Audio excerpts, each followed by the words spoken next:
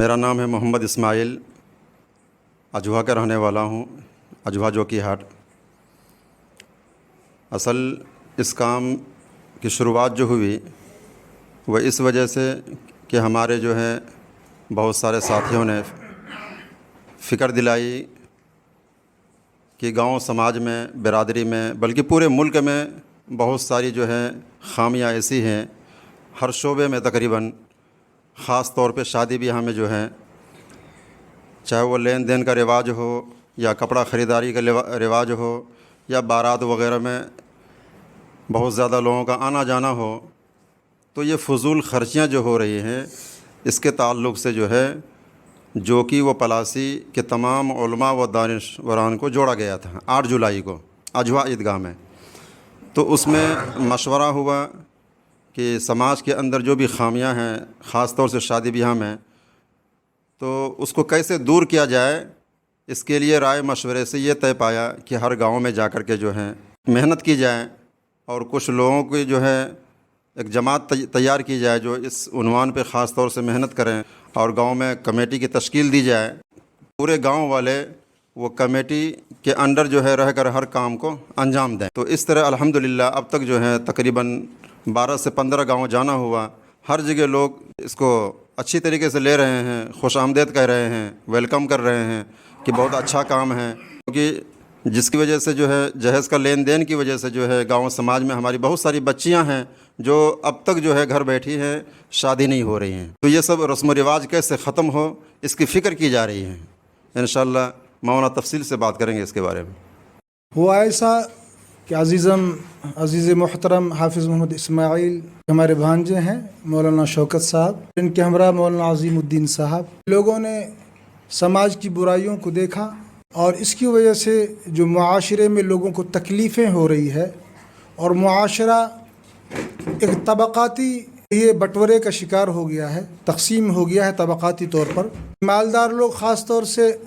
بارات کی نمائش کرتے ہیں، جہیز میں بھی نمائش کرتے ہیں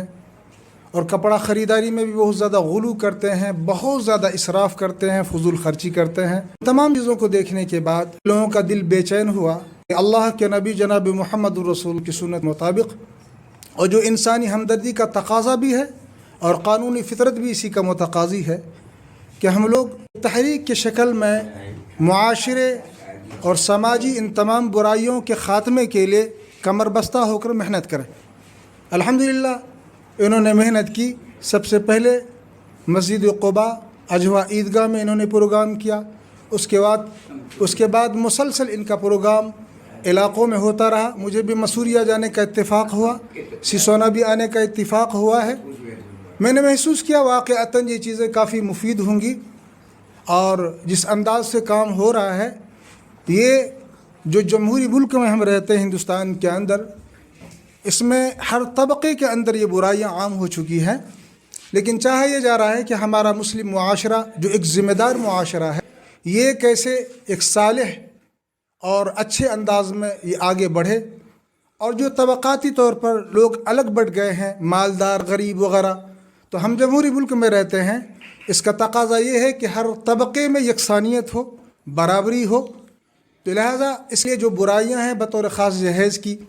جہیز کا تو شریعت میں وجود ہے ہی نہیں، اور ملک کا قانون بھی کہتا ہے کہ جہیز پر بندش عائد ہو اور اس پر قطعاً عائد ہو، اس کو بین کیا جائے۔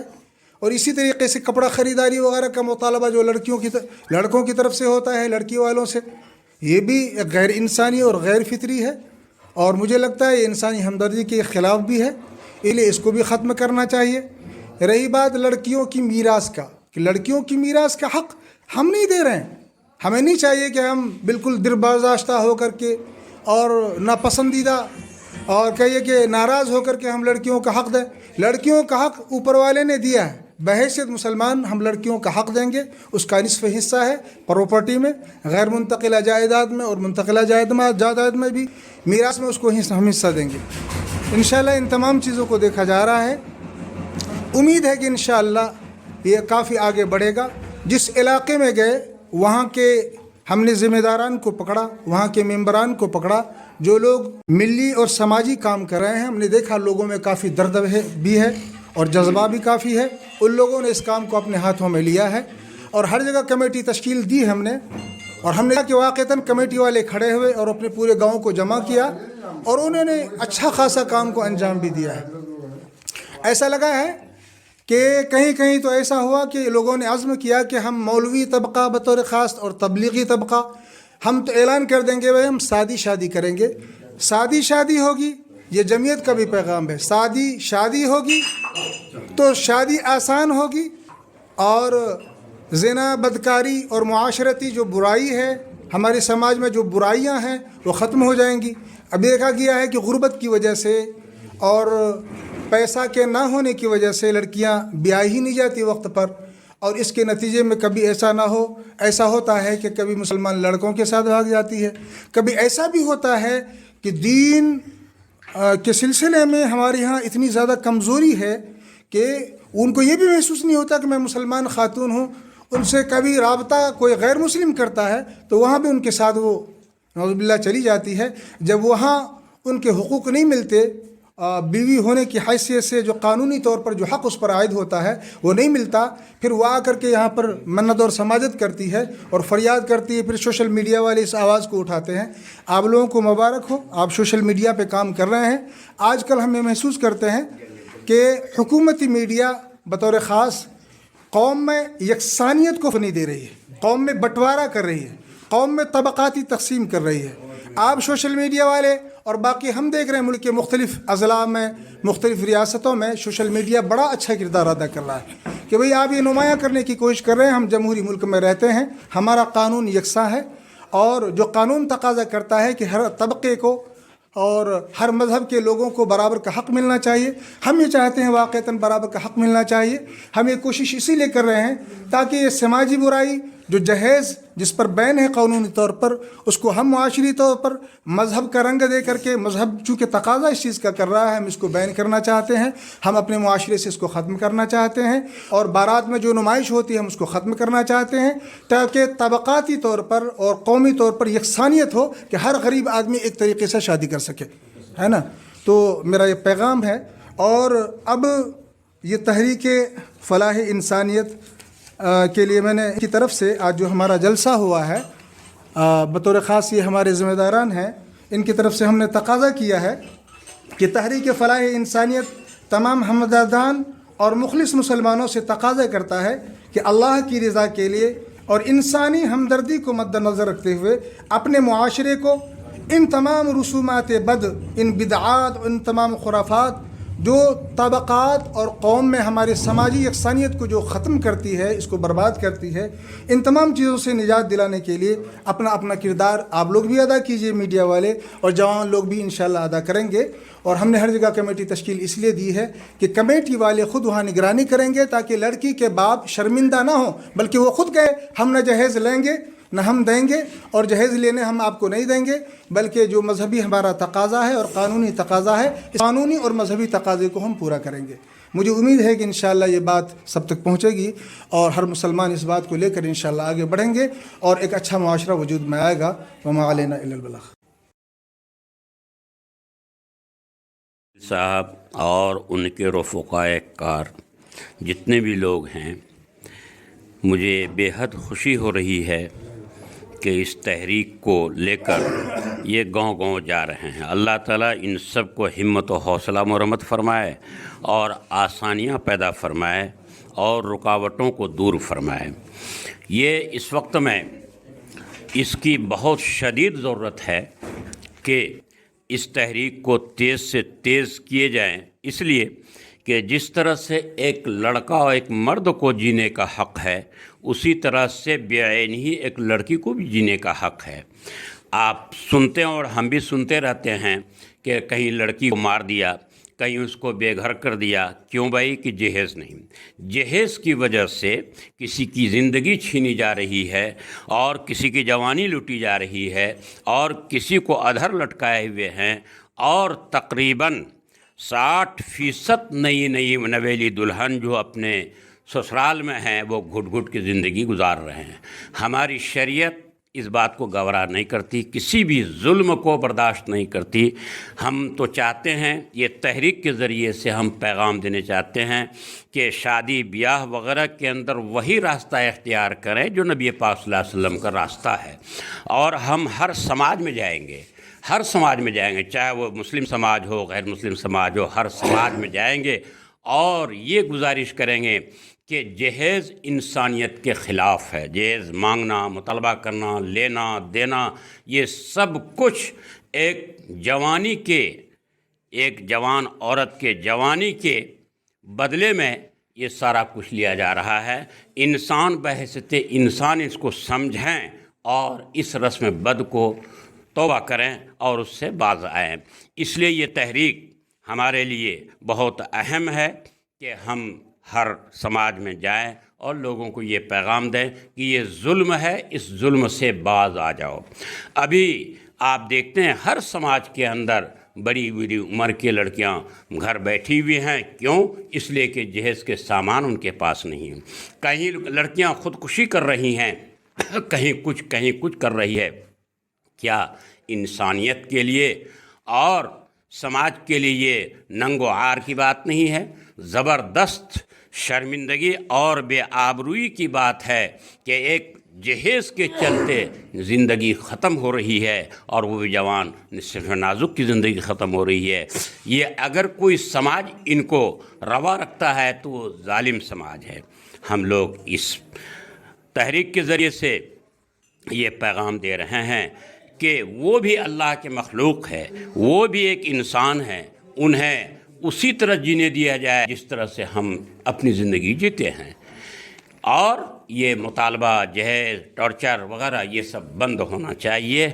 اور لڑکیوں کے پر ظلم و ستم ہرگز نہیں ہونا چاہیے۔ ہماری شریعت اس کو برداشت نہیں کرتی ہے۔ ایک تو یہ پیغام ہے۔ دوسرا پیغام یہ ہے کہ لڑکیوں کو میراث دیا جائے، بلکہ ہم لوگ تو غور کر رہے ہیں اس بات پر، چونکہ بہت زیادہ یہ بات آگے نکل چکی ہے۔ ہم ابھی کچھ ہی دن پہلے، ابھی بعد میں نومبر کے آس پاس میں ایک اجلاس ارریہ ضلع کے سطحی اجلاس بلانا چاہ رہے ہیں۔ اس میں یہ مسئلہ زیر غور ہوگا کہ جو باپ بیٹیوں کو میراث سے محروم کرتے ہیں، کیا ان کے جنازے میں شریک ہونا صحیح ہے یا نہیں؟ ایسے باپ کے جنازے میں جنہوں نے اپنی بیٹیوں کو محروم کیا ہے میراث سے، تو ان کے جنازے کا بائیکاٹ ہونا چاہیے یا نہیں؟ شریعت کیا کر رہی ہے اس سلسلے میں ہم لوگ اس پر غور کریں گے۔ اور اسی طریقے سے جو جہیز کے لیے مطالبے کیے لڑکیوں کو، عورتوں کو بہت زیادہ ظلم و تشدد کے شکار بناتے ہیں، اس کے بارے میں بھی ہم لوگ غور کریں گے کہ ایسے افراد کی نشاندہی کر کے ان کے ساتھ کیا انصاف یا کیا ان کے ساتھ کیا جا سکتا ہے؟ کیا ان کے بھی جنازے کو بائیکاٹ کیا جائے، ان کے ہر غم و خوشی کے مجلسوں کو بائیکاٹ کیا جائے، اور سماجی طور پر اس کا حقہ پانی بند کیا جائے اگر وہ جہیز لینے وغیرہ سے باز نہیں آتے ہیں؟ اس پر بھی ہم لوگ غور کریں گے۔ اور ہم یہ چاہتے ہیں کہ پورے ملک میں یہ پیغام پہنچے اور پھیلے۔ آپ سنے ہوں گے کہ فلاں جہیز کے چلتے جلا دیا لڑکی کو، اور لڑکی خشک کر لی، یہ کر لیا، وہ کر لیا، ندی میں کود کے اپنی جان دے دیا۔ یہ کیا ہے؟ یہ سب ظلم ہے، اور انتہا درجے کی ظلم ہے کہ کسی کے جینے کا حق چھین لیا جائے۔ یہ سب نہیں ہونا چاہیے۔ ہماری شریعت تو وہ آسان مذہب ہے، ساری سہولیات اس میں موجود ہیں، لیکن فرق یہ ہے، آپ یوں سمجھیے کہ ایک راستہ 20 فٹ چوڑائی میں ہے، 20 فٹ چوڑائی میں راستہ ہے، اور دونوں طرف سے اس کے پڑوس اور ادھر کے پڑوس 7 فٹ انہوں نے دبا لیا، 7 فٹ انہوں نے دبا لیا، 14 فٹ تو یوں ہضم ہو گئے، بچ گئے اب کتنے؟ 6 فٹ بچ گئے۔ اور ہم اور آپ کہتے ہیں کہ راستہ بہت تنگ ہے۔ نہیں، اسی طرح سے ہماری شریعت ہے، ہماری شریعت کا راستہ بہت وسیع ہے، لیکن لوگوں نے اس کو تنگ کر دیا ہے۔ اس تنگی کو دور کرنا ہے، اور جو راستے ہیں شاہراہ عام ہے جو رسول اللہ صلی اللہ علیہ وسلم کی طرف سے ہمیں ملے ہیں، اس راستے کو باقاعدہ راستہ بنایا جائے، اور اس پر چلنے کے لیے ہر کسی کو آمادہ کیا جائے۔ کوئی کسی طرف سے اس راستے کو تنگ نہ کرے، چاہے وہ کوئی بھی ہو۔ وما علینا البلاغ فقط والسلام۔ آج جو ہمارے گاؤں میں یہ छोटा सा मीटिंग रखा गया दहेज प्रथा को रोकने के लिए। तो ये बहुत ही अच्छा पहल है। बहुत सारे उलमाए कराम यहाँ पे आए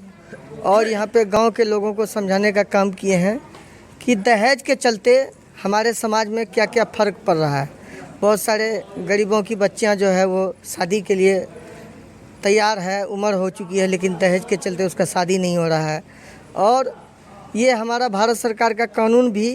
दहेज के प्रथा पर बैन लगाने के लिए तरह तरह के नियम बना रहा है, लेकिन लोग जागरूक नहीं हो रहे हैं। लेकिन इस तरह का जो कमेटी का गठन किया जा रहा है और इस तरह का जो पहल किया जा रहा है हमारे उलमा के द्वारा, और नौजवान भी इसमें बढ़ चढ़ करके हिस्सा ले रहे हैं, इंशाअल्लाह